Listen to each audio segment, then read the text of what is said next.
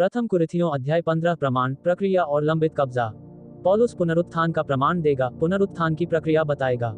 तथा मसीह ने स्वर्ग और पृथ्वी पर अधिकार नहीं किया है, तथापि यह अभी भी लंबित है। कुछ कुरिन्थियों का कहना था कि मरे हुओं का पुनरुत्थान नहीं होता। ईसाई धर्म तथ्यों पर आधारित है और उसके पुनरुत्थान के प्रत्यक्षदर्शी भी हैं। ये पुनरुत्थान न्यायालय में भी साबित कर देगा कि यह वास्तव में हुआ था। लेकिन इससे पहले कि हम अपना पाठ शुरू करें, आइए देखें कि उद्धार कैसे पाया जा सकता है। इसलिए पौलुस ने अनंत आग की झील से बचने के बारे में सुसमाचार का प्रचार किया। विश्वास करें कि मसीह हमारे पापों के लिए शास्त्रों के अनुसार मरा और उसे दफनाया गया, और शास्त्रों के अनुसार वह तीसरे दिन फिर से जी उठा। प्रथम कुरिन्थियों 15 अध्याय का पद संख्या 3 और 4। तो यहाँ नई जानकारी हमारे पाप हैं, क्योंकि बाकी सब शास्त्रों के अनुसार था। तो हमारे पाप रहस्य में हैं, वह हमारे पापों और रहस्यों के लिए भी जी उठा। और बाइबल, आप जानते हैं, मुख्यतः 2 भागों में विभाजित है, रहस्य और भविष्यवाणी। और हम रहस्य में जी रहे हैं। और समस्या क्या थी? इसलिए समस्या एक आदमी द्वारा थी, और वह आदम था। पाप संसार में आया और पाप से मृत्यु आई। इस प्रकार मृत्यु सब मनुष्यों पर आ गई, क्योंकि सब ने पाप किया है। इस प्रकार हमें आदम से पाप का स्वभाव विरासत में मिला, और फिर हम सब ने पाप किया, और इसलिए हम 10 आज्ञाओं का पालन करने में असहाय और निराश थे, क्योंकि कोई भी ऐसा नहीं कर सकता था, क्योंकि हम जन्म से पापी थे। और गलत कामों को सुधारने का काम परमेश्वर के पुत्र यीशु मसीह को दिया गया। एडम ने किया, अतः पौलुस ने वही बात दोहराई जो उसने उन्हें सिखाई थी जब वह कुरिन्थ में था। इसके अतिरिक्त, सो हे भाइयों, मैं तुम्हें वही सुसमाचार बताता हूँ जो मैंने तुम्हें सुनाया था, जिसे तुमने ग्रहण भी किया था और जिसके द्वारा तुम खड़े हो। अतः पौलुस उस सुसमाचार की घोषणा कर रहा है जो उसने प्रेरितों के अध्याय 18 में कुरिन्थुस में रहते हुए उन्हें प्रचार किया था, और उन्होंने इसे प्राप्त किया, और वे मसीह में सिद्ध होकर खड़े हैं। वे पवित्र पिता के सामने खड़े होने में सक्षम हैं, क्योंकि उन्होंने परमेश्वर के पुत्र की आत्मा को प्राप्त किया है, उसकी धार्मिकता, जिसके द्वारा तुम भी उद्धार पाते हो। इस प्रकार वे आग की झील में अनंत दंड से बच जाते हैं, और वे धोखे से भी बच जाते हैं, यदि तुम उन बातों को स्मरण रखो जो मैंने तुम्हें उपदेश दी थी। तब तुम्हारा विश्वास करना व्यर्थ न होगा। इसलिए यदि वे स्मरण रखें कि उसने यहाँ ये बातें प्रचार की थी, क्योंकि जो कुछ मुझे प्राप्त हुआ था वही मैंने सबसे पहले तुम्हें पहुंचा दिया। इसलिए उसने उन्हें वह सब बता दिया जो उसे यीशु मसीह के प्रकाशन के द्वारा प्राप्त हुआ था, कि पवित्र शास्त्र के अनुसार मसीह हमारे पापों के लिए मरा और गाड़ा गया, और पवित्र शास्त्र के अनुसार तीसरे दिन जी भी उठा। अतः यदि वे स्मरण रखें कि ये सभी बातें, 3 बातें, ये 3 तत्व, मसीह हमारे पापों के लिए मृत्यु, उसका दफनाया जाना और उसका पुनरुत्थान सुसमाचार का भाग हैं। तो कुछ लोग कह रहे थे कि किसी का भी पुनरुत्थान नहीं होने वाला। इसलिए यदि वे पुनरुत्थान को हटा दें, जो कि सुसमाचार का हिस्सा है, तो उनका विश्वास व्यर्थ हो जाएगा। तो फिर तीसरे दिन की यह बात क्या है? वह तीसरा दिन जब मसीह पृथ्वी पर था। उसने कहा, जैसे योना 3 दिन और 3 रात मछली के पेट में रहा, वैसे ही मनुष्य का पुत्र भी 3 दिन और 3 रात पृथ्वी के गर्भ में रहेगा। मत्ती 12:40। इसलिए उसने इस्राएल को वह चिन्ह दिया। तो लेकिन इस्राएल में बहुत से लोगों ने योना के चिन्ह को अस्वीकार कर दिया। और मेरा क्या?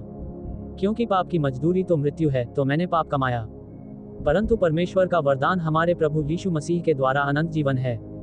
रोमियो 6:23। लेकिन जब मैं उस सुसमाचार पर विश्वास करता हूँ जिस पर हमने अभी चर्चा की है, मसीह हमारे पापों के लिए मरा, दफनाया गया और फिर से जी उठा, तब मैंने उसकी आत्मा, उसकी धार्मिकता, उसका जीवन प्राप्त किया, क्योंकि वह मेरा स्थानापन्न था। उन्होंने उस मृत्यु को स्वीकार कर लिया जिसका मैं हकदार था, और अपना जीवन, अपनी आत्मा मुझे सौंप दी, और यह पाप समस्या का समाधान था। भजन 16:10 में परमेश्वर ने प्रभु से वादा किया कि वह फिर से जी उठेगा, क्योंकि तू मेरी आत्मा को अधोलोक में न छोड़ेगा और न अपने पवित्र जन को सड़ने देगा। इसलिए जब मसीह पृथ्वी पर थे तो उन्होंने छोटे झुंड से बात की, जिसमें 12 प्रेरित और पतरस शामिल थे, जिन्हें कैफा के नाम से भी जाना जाता था, जो कि अरामी भाषा में पतरस के लिए प्रयोग होता है। उसने उनसे कहा, डरो मत छोटे झुंड, क्योंकि तुम्हारे पिता को यह अच्छा लगा है कि तुम्हें राज्य दे। लूका 12:32। चूंकि वे विश्वास करते हैं कि यीशु मसीह ही मसीहा था, इसलिए वे पृथ्वी पर राज्य प्राप्त करेंगे और उसके साथ शासन करेंगे। पौलुस के बारे में क्या? पौलुस छोटे झुंड को सता रहा था और उन्हें मुकदमे के लिए यरूशलेम ले जा रहा था। और यहाँ लिखा है कि जब पौलुस और शाऊल उसकी मृत्यु के लिए सहमत हुए, अर्थात स्तिफनुस की मृत्यु के लिए, और स्तिफनुस पवित्र आत्मा से परिपूर्ण था, इसलिए जब उन्होंने उसे पत्थर मारकर मार डाला, तब यहूदी अगुवों ने पवित्र आत्मा की निंदा की। उस समय यरूशलेम की कलीसिया पर बड़ा अत्याचार हो रहा था। यह मसीहाई कलीसिया है। बाइबल में 1 से अधिक कलीसियाएं हैं, और वे सभी प्रेरितों को छोड़कर यहूदिया और सामरिया के पूरे क्षेत्र में फैली हुई थी। इसलिए 12 प्रेरित यरूशलेम में ही रुक गए। फिर उसमें अधिनियम 8 का प्रेरितों के काम 9 में लिखा है, और शाऊल प्रभु के चेलों को धमकाने और मार डालने की धुन में रहता हुआ महायाजक के पास गया। और उसे कुछ पत्र मिले जिन्हें वह उन लोगों तक पहुंचाना चाहता था जो इसराइल के बाहर दमिश्क तक बिखरे हुए थे। और दमिश्क के रास्ते पर अचानक एक गुप्त या भविष्यवाणी रहित घटना घटी, क्योंकि यीशु मसीह उसके सामने प्रकट हुए और पौलुस यीशु मसीह को देखने वाला अंतिम व्यक्ति था। और जो लोग उसके साथ यात्रा कर रहे थे उन्होंने ऐसा नहीं किया। उन्होंने प्रकाश तो देखा परंतु प्रभु को नहीं देखा। परंतु पौलुस ने ऐसा किया और उन्होंने शब्द तो सुना, परंतु जो यीशु ने कहा था उसे न सुन सके। और यह अधिनियम अध्याय 9 का पद संख्या 7 और 22 में है। इसलिए हमारा मानना है कि मेघारोहण भी एक गुप्त बैठक होगी। अतः परमेश्वर प्रभु के पास पहले से ही 12 उत्तम प्रेरित थे, और अब उसने पौलुस को मसीह की एक देह के लिए अपना एकमात्र प्रेरित बना दिया। मसीह का मेघारोहण और न्यायपीठ विशेष रूप से प्रेरित पौलुस के पत्रों में पाए जाते हैं। और वह कैफा को फिर 12 को दिखाई दिया, इसलिए पौलुस प्रत्यक्षदर्शियों की बात पर विचार कर रहा है। पहले वह पतरस को दिखाई दिया, फिर कुल मिलाकर 12 को, और उसके बाद लगभग 500 से अधिक भाइयों को, जिनमें से अधिकांश आज तक जीवित हैं। वह दिखाई दिया, लेकिन कुछ लोग सो गए हैं। अतः पौलुस ही एकमात्र व्यक्ति है जो ये लिखता है कि 500 लोगों ने उसे एक साथ देखा था, और उनमें से कुछ लोग तब भी जीवित थे जब पौलुस ने ये पत्र लिखा था, लेकिन कुछ लोग मर चुके थे। उसके बाद उसे जेम्स के सामने देखा गया। तो फिर वह यीशु का सौतेला भाई है सभी प्रेरितों में से।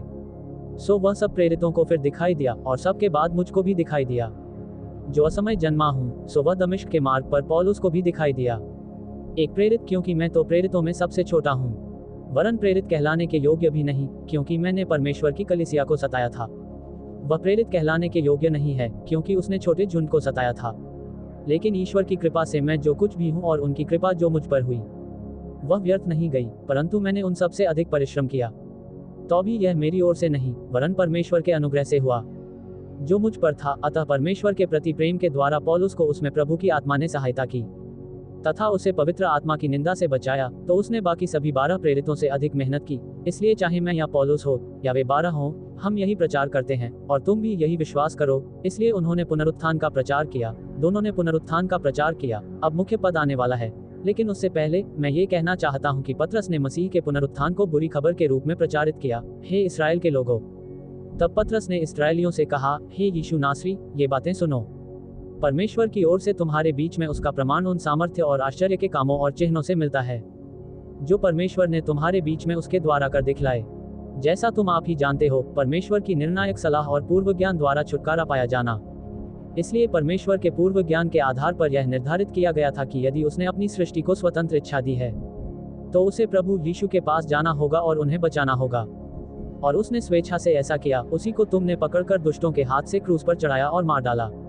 उसी को परमेश्वर ने जिलाया और मृत्यु की पीड़ाओं से छुड़ाया, क्योंकि यह अनहोना था कि वह उसके वश में रहता। प्रेरितों के काम 2 का 22 से 24। अतः मृत्यु प्रभु यीशु मसीह को रोक नहीं सकी, क्योंकि वह परमेश्वर का निष्पाप पुत्र था, और उन्होंने अपने मसीहा को दुष्ट हाथों से क्रूस पर चढ़ाया और मार डाला।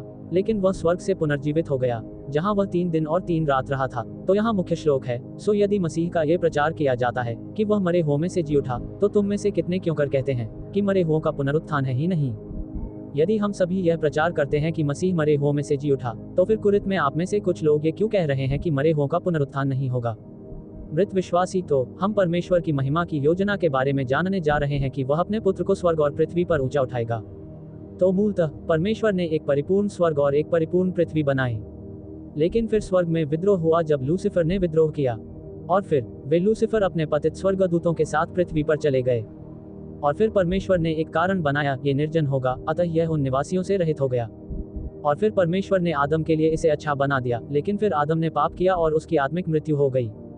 इसलिए आदम को आध्यात्मिक जीवन की आवश्यकता थी। अतः मसीह आरोपण द्वारा आत्मिक जीवन प्रदान करता है, और वह वे लोग जिन पर उसकी आत्मा या उसकी धार्मिकता है पुनर्जीवित हो सकेंगे। इसलिए उन्हें नए स्वर्ग और नई पृथ्वी में जीवन मिलेगा। अतः परमेश्वर के पास जो खो गया था उसे पुनः स्थापित करने की महिमा की योजना है, पुराना स्वर्ग और पृथ्वी। इसलिए यदि आप अभी भी नहीं बच पाए हैं तो बच जाए। रोमियो के अध्याय 1 से 5 तक को बार बार पढ़ें जब तक कि आप उद्धार न पालें। इसलिए मसीह का पुनरुत्थान सुसमाचार का एक अनिवार्य हिस्सा है। मसीह का पुनरुत्थान हमारे पुनरुत्थान से जुड़ा हुआ है। अब पौलुस अपने तर्क में यदि और के लिए कहेगा, परंतु यदि मरे हुओं का पुनरुत्थान नहीं, तो क्या मसीह भी नहीं जी उठा? और यदि मसीह नहीं जी उठा, तो क्या हमारा प्रचार करना व्यर्थ है और तुम्हारा विश्वास भी व्यर्थ है? अतः यदि मृतक नहीं जी उठेंगे तो मसीह भी नहीं जी उठे, और यदि मसीह पुनर्जीवित नहीं हुए हैं तो हमारा पुनरुत्थान का प्रचार, आप जानते ही हैं, व्यर्थ है, ये बेकार है, और आपका विश्वास भी बेकार है। वाह! और हम परमेश्वर के झूठे गवाह ठहरे, क्योंकि हमने परमेश्वर के विषय में ये गवाही दी कि उसने मसीह को जिलाया, परंतु नहीं जिलाया। यदि ऐसा है तो मरे हुए लोग कभी न जी उठेंगे। अतः चारों सुसमाचारों मत्ती, मरकुस, लूका और यूहन्ना तथा आरंभिक प्रेरितों के 12 अध्यायों में मसीह के क्रूस पर चढ़ाए जाने, गाड़े जाने और जी उठने का उपदेश दिया गया है, और फिर पौलुस भी वही कर रहा है। लेकिन एक अच्छी खबर यह भी है, और इसलिए वे झूठे गवाह होंगे यदि मृतक विश्वासी नहीं हैं और पुनर्जीवित नहीं हुए हैं। यदि मरे हुए नहीं जी उठते तो क्या मसीह नहीं जी उठे? यदि विश्वासियों का पुनरुत्थान नहीं होगा तो इसका अर्थ है कि मसीह का पुनरुत्थान नहीं हुआ, और यदि मसीह न जी उठा तो तुम्हारा विश्वास व्यर्थ है, तुम अब भी अपने पापों में हो। अतः यदि मसीह पुनर्जीवित नहीं हुआ तो इससे ये सिद्ध नहीं होता कि वह परमेश्वर का पुत्र था, और इसलिए उन्हें माफ नहीं किया जाएगा और उसका बलिदान स्वीकार नहीं किया गया होता।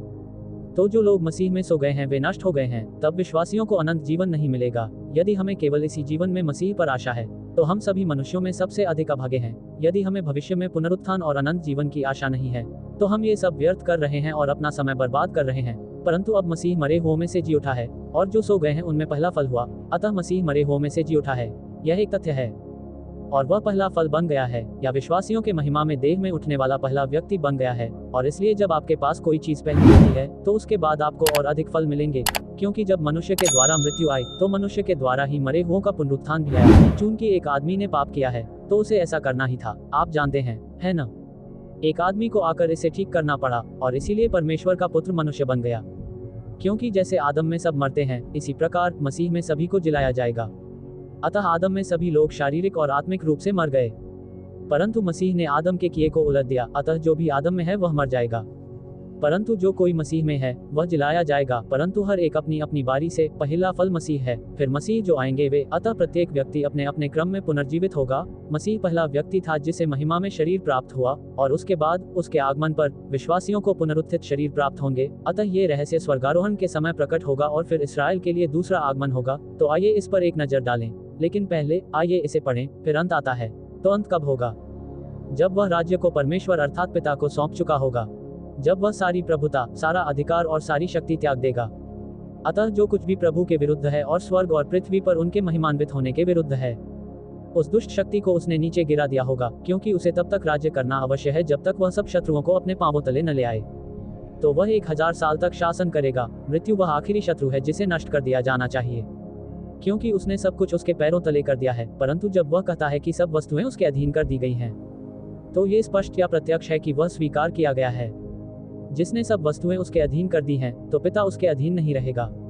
इसलिए प्रथम फल इस्राएल के लिए पवित्र दिन है, सबत के बाद का दिन या सप्ताह का पहला दिन, जैसा कि लेव्य व्यवस्था 23:11 में कहा गया है। यही वह दिन था जब मसीह मरे थे, उसी रविवार को वे जी उठे थे।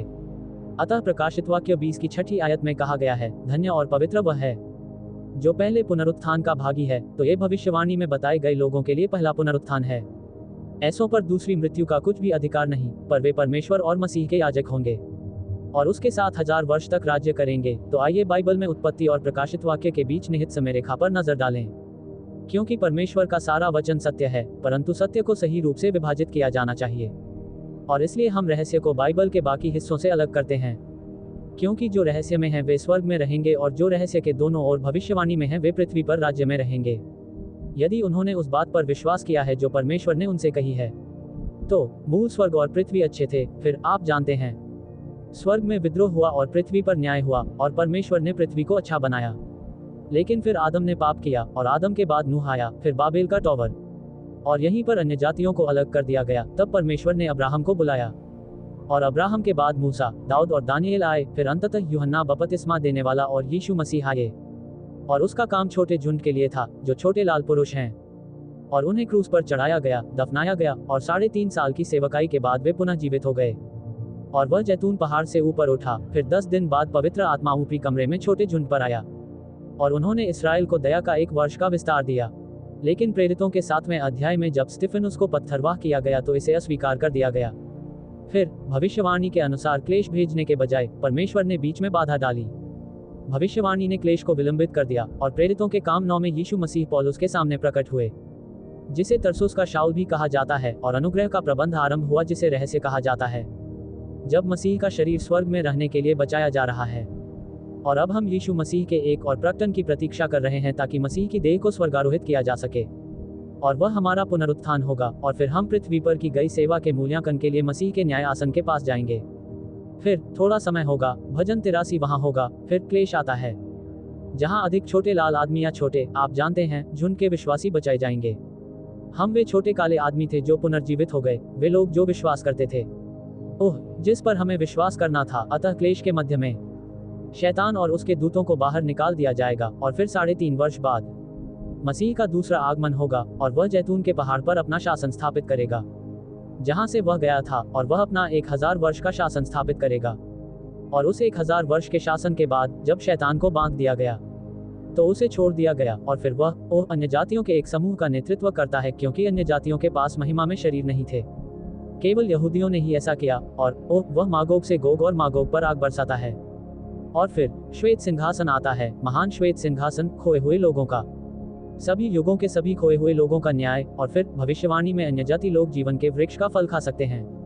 फिर नरक और मृत्यु को आग की झील में डाल दिया जाता है। और फिर अंत आता है, जब प्रभु यीशु मसीह पिता को नया स्वर्ग और नई पृथ्वी देता है, और स्वयं को पिता के अधीन कर देता है, तो गलत सोच गलत आचरण की ओर ले जाती है। पौलुस को उन सभी कार्यों का रहस्योद्घाटन प्राप्त हुआ जो मसीह ने क्रूस पर दोनों समूहों के लिए पूरा किया था। और जब सब कुछ उसके अधीन कर दिया जाएगा, तब पुत्र भी उसके अधीन हो जाएगा, जिसने सब कुछ उसके अधीन कर दिया, ताकि सब में परमेश्वर ही सब कुछ हो। अतः परमेश्वर नए स्वर्ग और नई पृथ्वी सब में विद्यमान रहेगा, अन्यथा वे क्या करेंगे? यदि मरे हुए लोग जी उठे तो उनके लिए कौन बपतिस्मा लेगा? बिल्कुल नहीं। तो फिर मरे हुओं के लिए बपतिस्मा क्यों दिया जाता है? तो यह चीज क्या है? क्या आप मरे हुओं के लिए बपतिस्मा ले रहे हैं? खैर, पौलुस ने रोमियो 6:4 में इसकी व्याख्या की है। अतः बपतिस्मा एक पहचान है। जब हमने विश्वास किया तो हमारी पहचान मसीह की मृत्यु, दफनाए जाने और पुनरुत्थान से हुई। क्या तुम नहीं जानते? रोमियो 6:3 और 4 में यही लिखा है कि हम में से जितने लोगों ने यीशु मसीह में बपतिस्मा लिया है, वे उसकी मृत्यु में बपतिस्मा लिए हैं। ये हम हैं, यहाँ पानी नहीं है। यह उनकी मृत्यु का आध्यात्मिक बपतिस्मा था। हम क्रूस पर उसकी मृत्यु के साथ पहचाने गए, इसलिए हम बपतिस्मा द्वारा मृत्यु में उसके साथ दफनाए जाते हैं। वैसे ही हम भी उसके साथ गाड़े गए, ताकि जैसे मसीह पिता की महिमा के द्वारा मरे हुओं में से जिलाया गया, वैसे ही हम भी नए जीवन की सी चाल चलें। तो हमें एक नया जीवन मिला, हम में उसका जीवन है, तो हमारे पास परमेश्वर के लिए जीने का एक नया दूसरा मौका है। इसलिए वह हमारे लिए मरा, परंतु हम भी उसके साथ मरे और जी उठे। और इसलिए यह मरे हुओं के लिए बपतिस्मा दिया जा रहा है। और हम हर घंटे खतरे में क्यों खड़े रहते हैं? हम लोगों को बचाने के लिए अपनी जान जोखिम में क्यों डाल रहे हैं? मैं तुम्हारे उस आनंद की चर्चा करता हूं जो मुझे हमारे प्रभु मसीह यीशु में है, कि मैं प्रतिदिन मरता हूं, मैं पुनरुत्थान का बचाव कर रहा हूं। पौलुस कहते हैं, इसलिए हम सभी मसीह यीशु में हो सकते हैं। मैं आपको विश्वास दिलाता हूं कि मैं प्रतिदिन अपने पापमय शरीर के लिए मरता हूं, और परमेश्वर ने जो कहा है उसकी सच्चाई के अधीन खुद को रखता हूं, तो हम सब प्रभु के साथ उठ सकते हैं। यदि मैं मनुष्यों की रीति पर इफिसुस में पशुओं से लड़ा, तो मुझे क्या लाभ? यदि मरे हुए नहीं जी उठते, तो हम न खाएं और न पिएं, क्योंकि कल तो मर ही जाएंगे। अतः पौलुस ने इफिसुस में उन लोगों के साथ युद्ध किया जो शैतान प्रेरित हैं। और क्या, यदि हम ऐसा नहीं करेंगे, यदि वह हमारे साथ पुनर्जीवित नहीं होगा, तो इससे उसे क्या लाभ होगा? आप जानते हैं, उस स्थिति में अभी जीवन का आनंद लें, क्योंकि आप जानते हैं हम कभी भी ऐसा नहीं करने वाले हैं। हमारे पास बस यही है, धोखा मत खाओ, बुरे संचार, भ्रष्ट अच्छे शिष्टाचार। अतः इस दुष्ट संचार से धोखा न खाएं कि पुनरुत्थान नहीं है, क्योंकि तब आपका आचरण अच्छा नहीं रहेगा। क्योंकि अगर हम नहीं उठेंगे तो उनका सारा काम बेकार और व्यर्थ होगा। धार्मिकता और पाप के प्रति जागरूक हो जाओ, क्योंकि कुछ लोगों को परमेश्वर का ज्ञान नहीं है। मैं ये बात आपकी शर्म के कारण कह रहा हूँ, इसलिए अपने धर्मी संतों के प्रति सजग रहो, क्योंकि कुछ लोग पूरे सुसमाचार को नहीं जानते, इसलिए कि तुम पुनरुत्थान को छोड़ नहीं सकते। और मैं ये बात आपको शर्मिंदा करने के लिए कह रहा हूँ, क्योंकि आप पूरे सुसमाचार का प्रचार नहीं कर रहे हैं। लेकिन कुछ लोग कहेंगे, तो अब वह, आप जानते हैं, पुनरुत्थान को बाहर करने की कोशिश करने के लिए उन्हें शर्मिंदा होना चाहिए, तो अब वह एक अलग विषय पर है। परंतु कोई कहेगा कि मरे हुए कैसे जिलाए जाते हैं और वे किस शरीर के साथ आते हैं, तो वह पुनरुत्थान की प्रक्रिया को समझाने जा रहा है। हे मूर्ख, जो कुछ तू बोता है, यदि वह न मरे तो जिलाया नहीं जाता, और जो तू बोता है वह देह नहीं बोता, वह तो निरा अन्न ही ठहरेगा। ये संयोग से गेहूं या कोई अन्य अनाज हो सकता है, परंतु ईश्वर उसे अपनी इच्छानुसार आकार देता है, और हर बीज को उसका अपना शरीर। तो मूर्ख मत बनो, कुछ तो नहीं होने वाला है। जब तक कोई मर नहीं जाता, वह जीवित नहीं आ सकता। और जो आप बोते हैं, जो शरीर आप बो रहे हैं, वह शरीर नहीं है जो आपको मिलने वाला है, परंतु परमेश्वर हमारे शरीर के एक कण या एक अणु का उपयोग करके हमें अपनी इच्छानुसार शरीर बना सकता है, और हर बीज को उसका अपना शरीर। अतः जो शरीर आप बोते हैं, वही शरीर आपको नहीं मिलेगा। हालांकि महिमामंडित शरीर व्यक्ति की पहचान और वैयक्तिकता को बरकरार रखेगा। सभी शरीर एक जैसे नहीं होते, बल्कि मनुष्यों का शरीर एक प्रकार का होता है, पशुओं का शरीर दूसरे प्रकार का, मछलियों का शरीर दूसरे प्रकार का, पक्षियों का शरीर तीसरे प्रकार का, आकाशीय पिंड और स्थलीय पिंड भी हैं। परंतु स्वर्ग की महिमा एक है और पार्थिव की महिमा दूसरी है। तो ये अलग अलग शरीर हैं। स्वर्गीय पिंड महिमावान पार्थिव पिंडों से भिन्न होंगे, और इन दोनों की महिमा अलग अलग है। सूर्य की एक महिमा है, चंद्रमा की एक और महिमा है, तारों की एक और महिमा है। क्योंकि एक तारे से दूसरे तारे का तेज अलग अलग है, इसलिए तारों में प्रकाश का परिमाण अलग अलग होता है। अतः शून्य परिमाण वाला वह तारा जो सबसे चमकीला और सबसे धुंधला हो, जिसे हम प्राकृतिक आंखों से देख सकते हैं। 5 है। तो आप जानते हैं, कुछ लोग दूसरों की तुलना में अधिक चमकेंगे। जब हमारे भीतर, हमारे नए शरीरों में प्रभु की महिमा होती है, तो मरे हुओं का पुनरुत्थान भी वैसा ही होता है। ये भ्रष्टाचार में बोया गया है। इस प्रकार शरीर भ्रष्टता में बोया जाता है, ये सड़ता है और मर जाता है। यह अविनाशी रूप में पला बढ़ा है, तो यह एक महिमा में शरीर होगा। इसे अनादर के साथ बोया गया क्योंकि इसमें पाप था। इसे महिमा में इसलिए उठाया गया है क्योंकि इसमें कोई पाप नहीं है। ये कमजोरी में बोया गया है क्योंकि यह व्यवस्था का पालन नहीं कर सका। उसकी शक्ति बढ़ गई है क्योंकि अब वह परमेश्वर के नियम का पालन कर सकता है। यह एक प्राकृतिक शरीर बोया जाता है, मृत्यु के अधीन। यह एक आध्यात्मिक शरीर है, एक विशेष शरीर जो छत के पार जा सकता है। एक प्राकृतिक शरीर है और एक आध्यात्मिक शरीर है। और ऐसा लिखा है कि प्रथम मनुष्य आदम एक जीवित प्राणी बना, अंतिम आदम को जीवन देने वाली आत्मा बनाया गया। इस प्रकार आदम एक जीवित आत्मा बन गया। लेकिन आप जानते हैं, उसने अपना आध्यात्मिक जीवन खो दिया। लेकिन चलो देखते हैं, मुझे देखने दो। ओह, अंतिम आदम एक पुनर्जीवित आत्मा है, इसलिए वह अपनी जान दे सकता है। उसकी आत्मा आध्यात्मिक रूप से मृत लोगों को आध्यात्मिक जीवन प्रदान करना। ठीक है, तथापि आप जानते हैं, पहले वह नहीं था जो आध्यात्मिक है, बल्कि वह था जो स्वाभाविक है, और उसके बाद वह था जो आध्यात्मिक है। तो पहले हमें प्राकृतिक शरीर मिला और फिर हमें आध्यात्मिक शरीर मिलेगा। पहला मनुष्य पृथ्वी का है, सांसारिक है। दूसरा मनुष्य स्वर्ग से आया प्रभु है। इसलिए उसकी मृत्यु ने साबित कर दिया कि वह एक मनुष्य था, और उसके पुनरुत्थान ने साबित कर दिया कि वह एक आराधनालय था। जैसा कि पृथ्वी का है, ऐसे ही वे भी हैं जो पार्थिव हैं, और जैसे स्वर्गीय हैं, क्या स्वर्गीय लोग भी ऐसे ही हैं? अतः दुविधा यह है कि कुछ लोग अभी भी आदम में हैं, परंतु कुछ अब मसीह में हैं, और जो मसीह में हैं, वे उसके समान महिमा में शरीर प्राप्त करेंगे। पौलुस ने लिखा, क्योंकि हमारा स्वदेश स्वर्ग पर है, और हम एक उद्धारकर्ता प्रभु यीशु मसीह के वहां से आने की बात जोहते हैं, जो हमारी दीनहीन देह को बदल देगा, हमारी वर्तमान देह कि उसकी महिमा की देह के अनुकूल उसके प्रभाव के अनुसार बन जाए, जिसके द्वारा वह सब वस्तुओं को अपने वश में कर सकता है। फिलिप्पियों 3:20-21। अतः एक बार जब हमारे पास महिमा में शरीर आ जाए, तो वह हमारा उपयोग करके स्वर्गीय स्थानों को अपने अधीन कर सकता है। हे भाइयों, मैं ये कहता हूँ कि मांस और लोहू परमेश्वर के राज्य के वारिस नहीं हो सकते, न ही भ्रष्टाचार को भ्रष्टाचार से मुक्ति मिल सकती है। अतः हमारा मांस और हमारा रक्त भ्रष्ट हो गया है, और ओह, ये भ्रष्टाचार रहित विरासत नहीं पा सकता। अतः हम इन महिमा में देहों को प्राप्त करेंगे, और परमेश्वर का राज्य स्वर्ग और पृथ्वी से बना है, और प्रत्येक व्यक्ति को मसीह में होना चाहिए और उसकी दी गई धार्मिकता को प्राप्त करना चाहिए। पतरस मसीह में था, परंतु वह मसीह की देह में नहीं था। गलातियों 1:22। ठीक है, तो देखो, मैं तुम्हें एक रहस्य दिखाता हूँ। हम सब सो नहीं जाएंगे, बल्कि हम सब एक क्षण में, पलक झपकते ही, अंतिम तुरही बजते ही बदल जाएंगे, क्योंकि तुरही बजेगी। अतः अंतिम तुरही ही दूसरी तुरही है, पहली तुरही जो बजेगी वही पहली तुरही है। और मुर्दे अविनाशी दशा में उठाए जाएंगे, और हम बदल जाएंगे। इसलिए हम अंतिम ट्रम्प के समय बदल जाएंगे। अतः इस नाशवान को अविनाशी स्वरूप धारण करना होगा, अतः मृत संतों को अविनाशी वस्त्र धारण करना होगा, और ये नश्वर जीवित संत जब स्वर्गारोहण घटित होता है, तो उन्हें अमरता धारण करनी होती है। तो आइए इस पर एक नजर डालें। परमानंद के समय ये 3 ध्वनियां होती हैं, क्योंकि प्रभु आप ही जय जयकार के साथ स्वर्ग से उतरेगा। मसीह का शरीर, इस्राएल के प्रधान दूत की आवाज और परमेश्वर की तुरही के साथ यहाँ आओ। अतः पहली तुरही मसीह में मरे हुओं को बुलाती है, उतराना। फिर हम जो उस समय जीवित होते हैं जब परमानंद घटित होता है। दूसरी ध्वनि, दूसरे धमाके, अंतिम तुरही पर उठ खड़े होते हैं। हम उनके साथ बादलों में उठा लिए गए हैं ताकि हवा में प्रभु से मिलें। तो यहाँ प्रभु हैं, और यहाँ वे लोग हैं जो स्वर्गारोहण के समय जीवित थे। तो वह ये समझा रहे हैं कि यह इतनी तेजी से घटित होगा कि यह आंखों में चमक के समान होगा, 1 भाग का 1 अंश, 1 सेकंड। अतः जब यह नाशमान अविनाशी को पहन लेगा, तो तुम जानते हो कि मरे हुए पवित्र लोग, और यह मरनहार अमरता को पहन लेगा। फिर ठीक, और जो नश्वर हैं वे जीवित हैं। जब स्वर्गारोहण होगा, तब जीवित संतों को भी अस्तित्व में लाया जाएगा। कहावत है कि मृत्यु विजय में निगल ली जाती है। O death, where is thy sting? हे कब्र, तेरी विजय कहाँ है? इसलिए वह यशायाह 25:8 और होशे 13:14 को उद्धृत कर रहा है। अतः जब मृत और जीवित दोनों संतों को उनके नए महिमा में शरीर प्राप्त हो जाते हैं, तब वह कह सकता है कि कब्र और मृत्यु पर विजय प्राप्त हो गई है। यशायाह 20 में ऐसा ही है, वह कहता है, वह मृत्यु को विजय के साथ निगल जाएगा। और प्रभु परमेश्वर सबों के मुख से आंसू पोंछ डालेगा और अपनी प्रजा की डांट सारी पृथ्वी पर से दूर करेगा। क्योंकि यहोवा ने ये कहा है, तो दोनों समूहों की जीत होगी। पीटर और पौलुस का मृत्यु का दंड पाप है और पाप की ताकत व्यवस्था है। तो पाप के कारण मृत्यु हुई और व्यवस्था ने उसे और भी बदतर बना दिया। परंतु परमेश्वर का धन्यवाद हो, जो हमारे प्रभु यीशु मसीह के द्वारा हमें जयवंत करता है। प्रभु क्रूस पर विजयी हुए, इसलिए मेरे प्रिय भाइयों, दृढ़ और अविचल रहो और प्रभु के काम में सर्वदा बढ़ते जाओ, क्योंकि तुम जानते हो कि तुम्हारा परिश्रम प्रभु में व्यर्थ नहीं है।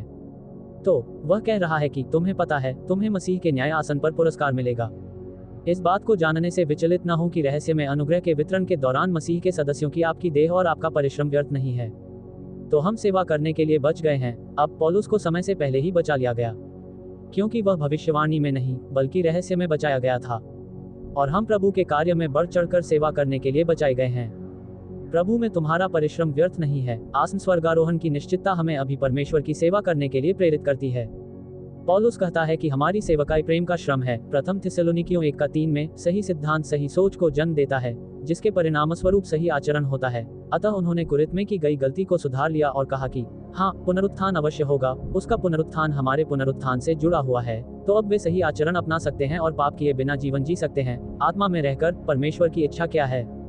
कौन चाहता है कि सभी मनुष्य उद्धार पाएं और सत्य का ज्ञान प्राप्त करें? प्रथम तीमुथियुस 2:4 सत्य का ज्ञान पौलुस के माध्यम से मसीह द्वारा हमें दिए गए रहस्य को समझना है। हमारा मिशन है कि मरने या ऊपर जाने से पहले हम अधिक से अधिक लोगों को स्वर्ग ले जाएं। हमारा काम सभी को आदम से निकालकर मसीह में लाना है। केवल एक जीवन, ये जल्द ही अतीत हो जाएगा। केवल मसीह के लिए किया गया कार्य ही स्थायी रहेगा। पुत्र की मृत्यु और पुनरुत्थान पिता को अपनी धार्मिकता को दो समूहों पर आरोपित करने और उन्हें पुनर्जीवित करने की अनुमति देता है। मसीह की दो सेवकाइयां हैं, एक उसके सांसारिक विश्वासियों अर्थात पतरस के समूह के लिए और दूसरी उसके स्वर्गीय विश्वासियों के लिए। पौलुस का समूह कलवरी पर था। यीशु ने दो समूहों को बचाया और उन्हें अपनी आत्मा दी तथा वह दो क्षेत्रों स्वर्ग और पृथ्वी को पुनर्स्थापित करने में सक्षम है। यदि आप रहस्य को समझने में अधिक सहायता चाहते हैं तो कृपया परमेश्वर का रहस्य प्राप्त करें। यह एक 100 पृष्ठ है जो बाइबल का अवलोकन करता है ताकि आपको सही ढंग से विभाजित करने में मदद मिल सके। हमारे पास प्रथम कुरिन्थियों पर एक टिप्पणी भी है तथा ठीक ही कहा जाए तो प्रथम कुरिन्थियों पर एक विभाजनकारी अध्ययन मार्गदर्शिका भी है, जो कि प्रथम कुरिन्थियों पर ही एक टिप्पणी है। और ये किताबें इस छोटे से समय में आपकी मुझसे कहीं अधिक मदद करती हैं। हमारे पास भी है। पृथ्वी निराकार क्यों थी, शून्य और अंधकार में क्यों थी? मसीह का शरीर उन पतित स्वर्गदूतों का स्थान लेगा जिनका उत्पत्ति 1:2 में न्याय किया गया था। हमारे पास खजाने की खोज के खंड 1, 2 और 3 हैं, जो पौलुस के सभी 13 पत्र हैं, जिन्हें आप शीघ्रता से पढ़ सकते हैं। हमारे पास सही ढंग से पहले और दूसरे थिस्सलुनीकियों को विभाजित करने वाला अध्ययन मार्गदर्शिका है, जो मेघारोहण और पूर्व क्लेश मेघारोहण की निश्चितता के बारे में है, जो पहले और दूसरे थिस्सलुनीकियों में भी है। हमारी वेबसाइट मैरियन मैथले है, YouTube channel salvation rightly dividing and the rapture है और ईमेल grace@gmail.com पर। हमें रंबल और एक्स, व्हाट्सएप और फेसबुक पर ढूंढें। कृपया लाइक करें, शेयर करें और सब्सक्राइब करें, क्योंकि यह क्रूस पर चेक में था। धन्यवाद प्रभु यीशु। देखने के लिए धन्यवाद। परमेश्वर भला करे।